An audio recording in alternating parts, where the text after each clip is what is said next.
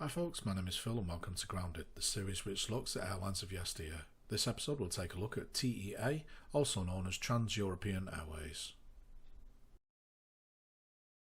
Headquartered in Brussels, Trans European Airways was founded in October 1970 by local businessman Georges Gutelman.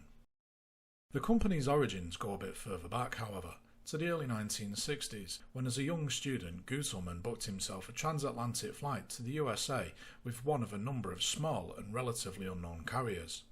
Back then there were numerous fly-by-night airlines which would sprout up, fly for a few months and then disappear for various reasons, usually bankruptcy or safety-related groundings. Gutelman's carrier of choice cancelled his flight at the last minute. However, undeterred, Gutelman went and chartered an aircraft of his own to take himself and dozens of other passengers that he rounded up on the trip to America. In 1970, Gutelman established his own travel agency, TIFA, which would sell cheap package deals to tour groups and students. TIFA would find spare capacity with other airlines for its package deals. However, Gutelman saw a lot of potential for the company if they could bring everything in-house and have an airline of their own, and thus Trans European Airways was born. The airline took delivery of its first aircraft in April 1971, a 10-year-old Boeing 720 which had previously been in service with Eastern Airlines. The first passenger flights began a couple of months later in June as the busy summer holiday season got into full swing. The airline had a good first season. Alongside passengers brought in via TIFA, the airline also transported passengers for several small Belgian tour operators, all of whom were capitalising on the tourism boom in the Mediterranean. TEA was not a one-season-and-gone airline unlike some others at the time. While their Belgian-based charter flying quietened down over the winter, the airline was able to get the most out of its aircraft by operating Hajj pilgrimage charters. Expecting even greater passenger numbers for the summer of 1972, a second Boeing 720 joined the fleet. This one was 11 years old and was well travelled. Initially delivered to Aer Lingus in 1961, it had done stints with PIA of Pakistan, Braniff, BWIA, Trans Caribbean Airlines, and Trans-Polar Airlines, with the latter being a lot less exciting than it sounds. Following another good summer season, this second aircraft was shipped off to Air Cambodge in October, when it would spend the winter and return the following April. This was a great source of extra revenue for the small carrier, as of course in Europe the winter months are when there is the weakest demand for short-haul holidays. After those two good summer seasons, further expansion was inevitable, and TEA were once again scouring the second-hand aircraft market. The airline was able to acquire itself a Boeing 707, the slightly larger sister to the airline's existing Boeing 720 fleet. This aircraft was originally delivered to Transworld Airlines back in 1959 and would join the TEA fleet in May 1973. This would be joined by two more, one in December and one in January 1974, with both of these also being former TWA machines of a similar vintage. While TEA had captured a fair chunk of the Belgian leisure market, the airline had also begun to dabble in the overseas market, having secured some contracts with foreign tour operators. TEA operated numerous flights from Manchester in 1973 as the airline capitalised on an increased demand for flights from the UK to the Med. With the airline seemingly going from strength to strength, it was decided to bring in even more capacity. While the 707 and 720 fleet were put to good use, it was decided to bring in even larger aircraft. In 1974, it secured its first widebody aircraft when it brokered a deal with Airbus Industry for one of the new Airbus A300 widebody twinjets. The aircraft was a base model A300B1 and was the second of two prototype aircraft used by the fledgling manufacturer. It was also the only B1 model to ever enter airline service. TEA were one of the first airlines in the world to operate the new aircraft type, and in fact were the first charter airline to operate it. The aircraft was delivered to TEA in November 1974 and within 2 weeks was shipped off to Air Algerie, with the aircraft operating pilgrimage flights between Algiers and Mecca. The Airbus returned to TEA in January and was promptly put on popular leisure routes, with the Balearic island of Majorca and Tenerife in the Canary Islands being familiar ports of call. 1975 would see TEA operate more flights from outside Belgium, with Dusseldorf and London Gatwick seeing service on charter flights. On March the 5th, 1975, the TEA Airbus A300 made a historic visit to Manchester Airport, marking the first time that an Airbus had visited the former RAF ringway. The A300 would visit Manchester several more times through the year as TEA continued to operate charter flights on behalf of a third party. TEA really liked the Airbus A300 and found it ideal for the high-density leisure routes. The airline acquired a second in October 1975. This was an Airbus A300 B4-2 model, slightly larger than the former prototype that TEA had been operating. The airline had ordered the aircraft in anticipation of operating routes out of Amsterdam in the adjacent Netherlands. However, the Dutch authorities wouldn't allow it, even if they were neighbours. The Dutch authorities may have cost TEA a lucrative contract, however the airline was able to make the best of a bad situation and find work for its new aircraft. This included a very brief stint operating subchartered flights out of Amsterdam for the Dutch airline Trans. The airline also found work with some of its fleet operating flights out of both Austria and Sweden, and thus avoiding the problem of too many planes and not enough work. This was particularly important as not only had TEA received its second widebody jet, but had also just acquired its first Boeing 737. The Boeing 737-200 was delivered brand new in June and thrust into the busy summer schedule. While the aircraft was smaller than the rest of the TEA fleet, it did allow the airline to operate on some more marginal routes and thus squeeze every bit of revenue out of the European leisure market. The winter of 1976 saw the larger Airbus A300 shipped off on lease to Africa, where it would operate on behalf of Zaire Aero Service. The aircraft was only gone for just over a month, from November into December, but did get to visit some interesting destinations far away from TEA's normal route network, including the legendary Kai Tak Airport in Hong Kong. The Airbus was once again carted off elsewhere just a few months later when it went to Egypt Air in April 1977. The aircraft was gone for quite some time and was even placed on the Egyptian register at one point until it returned to Belgium in 1982. 1977 would see TEA begin to phase out its Boeing 720 fleet, with both aircraft withdrawn by the end of the year. TEA had decided that the Boeing 737 would form the backbone of the airline's operations.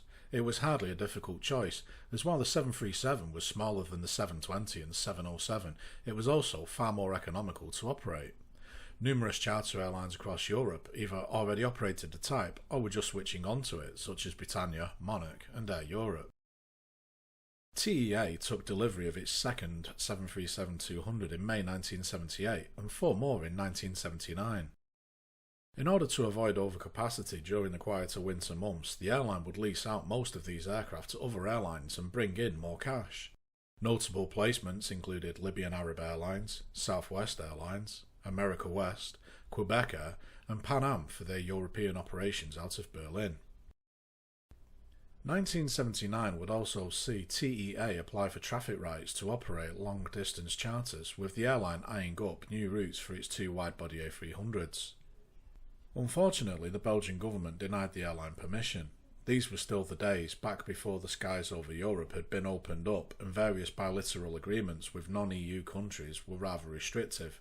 It also didn't help that the Belgian government had a habit of protecting the state airline, Sabena, and its charter subsidiary, Sobelair. Because of this, TEA dropped its long-haul ambitions and with it, any plans for further widebodies. In 1982, the airline established TEAMCO, an aircraft servicing and maintenance company based at Brussels Airport. Naturally, TEAMCO would work on the Trans European Airways fleet, however, they would also offer their services to other airlines, as well as the servicing of Belgian and Danish F-16 fighter aircraft and helicopters for the US Armed Forces stationed in Europe. These third-party contracts brought in a lot of money, making TEAMCO a very valuable asset to TEA as a whole. By 1984, the TEA fleet consisted of just a handful of aircraft.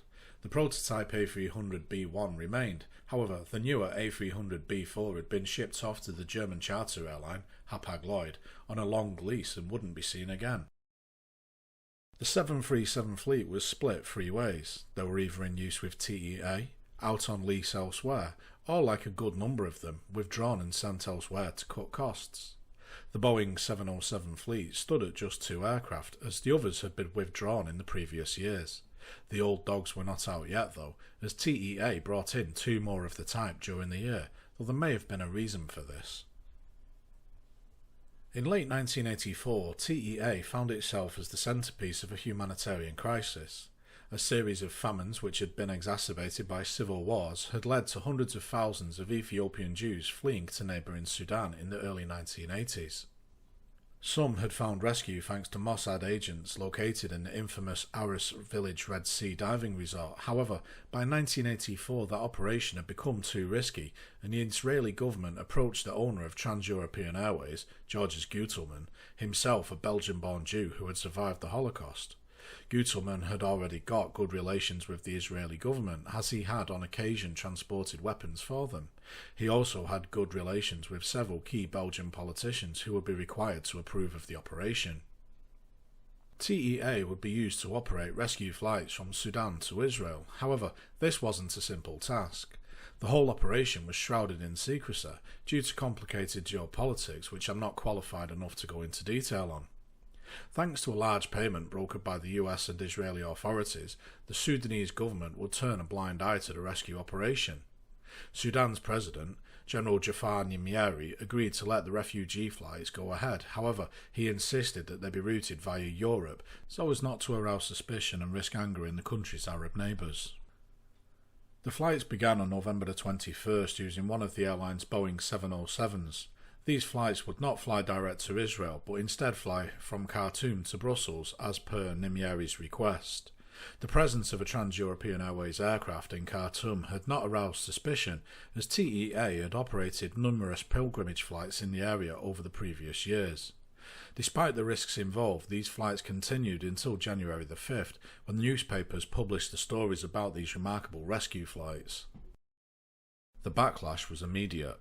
Within hours of the story breaking, the Sudanese government was put under immense pressure from Arab nations to stop these flights, with Sudan revoking TEA's landing rights that same day. Within 4 months, Sudan's president, Jafar Nimyeri, was ousted from power and forced to live in exile until 1999. TEA didn't escape unscathed either. The airline had previously operated pilgrimage flights, and those contracts were now lost as a result of the airline's involvement. In the end, Trans European Airways operated 28 flights and rescued a total of 6,380 Ethiopian Jews, bringing them to the safety of Israel. By 1985, the TEA fleet stood at 6 aircraft, 1 Airbus A300, 1 Boeing 707 and 4 Boeing 737s. While TEA lost its pilgrimage contracts, it was doing just fine with its regular passenger operations. In fact, the airline had looked at further expansion, but found the Belgian leisure market rather constrained. The market was fairly small, and TEA's expansion and the presence of Sobelair, a charter airline owned by the state-run Sabina, had left little room for further expansion. In 1987, TEA laid the foundations of a pan-European airline empire, a Trans European Airways empire if you will.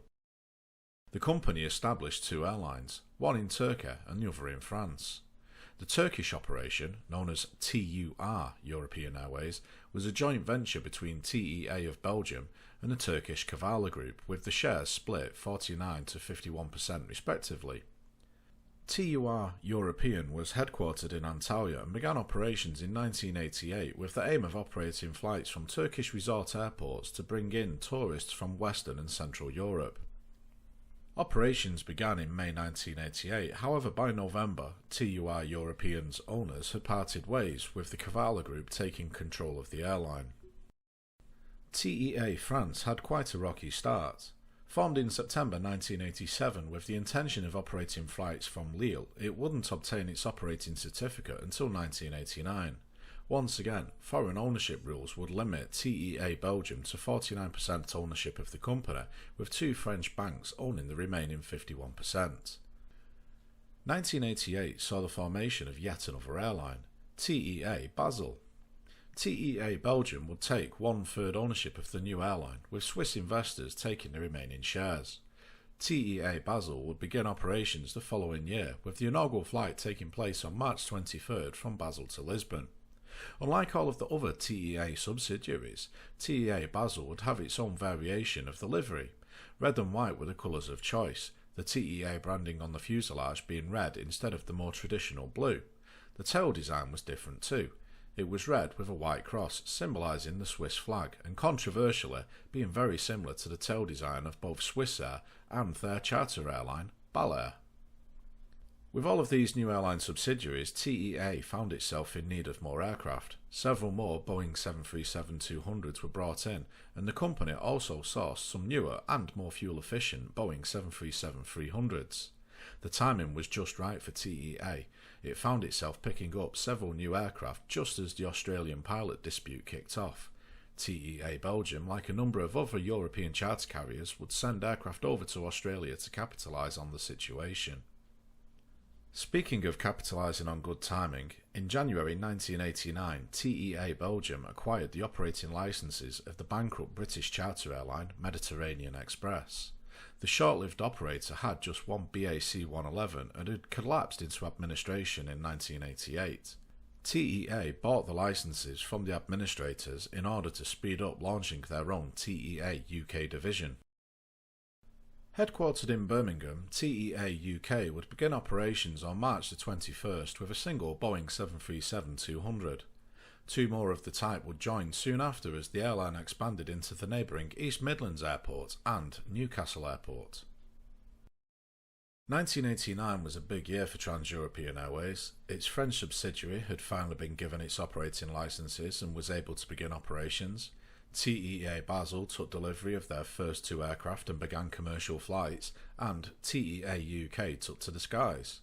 The group as a whole had received several new Boeing 737-300s with orders totalling 22 aircraft to be delivered gradually and divided out amongst the subsidiaries.